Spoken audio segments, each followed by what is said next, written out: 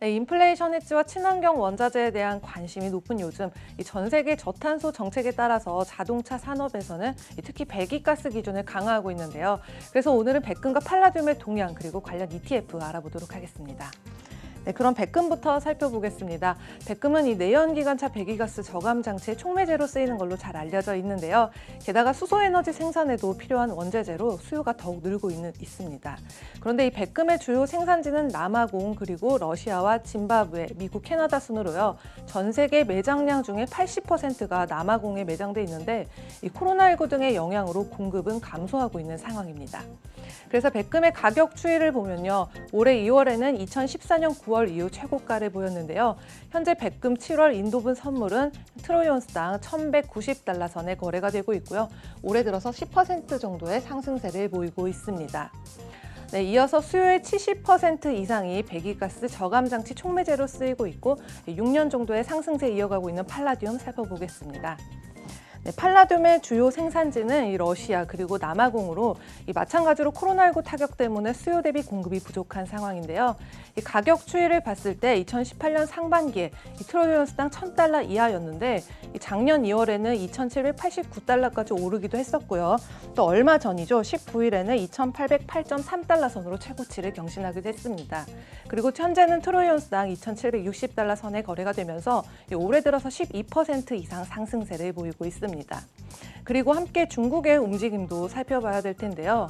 이 CNBC에 따르면 이 중국은 2030년이 되기 전에 이 CO2 배출량의 정점을 찍고 또 2060년까지는 탄소 중립을 위한 노력을 할 것이란 포부를 밝혔는데요.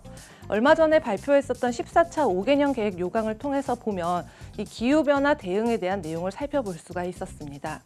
일단 에너지 사용량은요 13.5%를 줄일 예정이고요. CO2 배출량도 18% 정도 줄이게 되는 구체적인 목표들을 담고 있었습니다. 네, 그리고 중국의 경우는 기존 내연 기관차에서 전기차로의 전환이 가속화되고 있는데요. 이 블룸버그에 따르면 중국에서 판매된 이 신재생 에너지 그리고 전기차 판매량이 지난 1분기에 약 51만 5천 대로 이 전년 동기 대비 279.6% 늘어난 것으로 전해졌습니다. 그래서 방금 말씀드렸던 팔라듐과 백금 이 두 원자재는 이 중국뿐만 아니라 전 세계 친환경 정책 또 경기 회복에 따른 자동차 판매 증가 또 인플레이션 해지 등의 이유로 수요가 더 늘어날 수밖에 없고요. 이 세계 플래티넘 투자위원회에 따르면 백금의 수요 올해 들어서만 3% 이상 증가할 것이라고 전해졌습니다. 네, 그럼 이어서 이 스탠다드 라이프 에버딘에서 운영하는 관련 ETF 두 종목 간단히 살펴보겠습니다. 네, 먼저 PPLT ETF가 있는데요. 이 백금 가격의 움직임을 따라가고 있고 2010년 1월부터 거래되기 시작했습니다. 이 런던에서 직접 보관하고 있는 자산은 약 15억 달러가 넘는 수준을 보이고 있고요. 이 가격대를 보면 현재 111달러대에 거래가 되고 있고 이 작년 한 해 58.99% 상승에 이어서 올해 들어서도 한 10% 정도의 상승세를 보이고 있습니다. 그리고 GLTR ETF가 있는데요. 2010년 10월부터 거래가 시작됐고요. 현재 4개의 귀금속에 투자하고 있는데요. 올해 3월 31일 기준으로 금바 661개, 팔라듐바 506개, 또 백금바 264개, 은바 15개를 보유하고 있고요. 가격대를 살펴보면 현재 96달러 선에 거래가 되고 있고 작년 한 해 25.56% 상승을 했지만 현재는 마이너스 2.15% 기록하고 있는 상황입니다.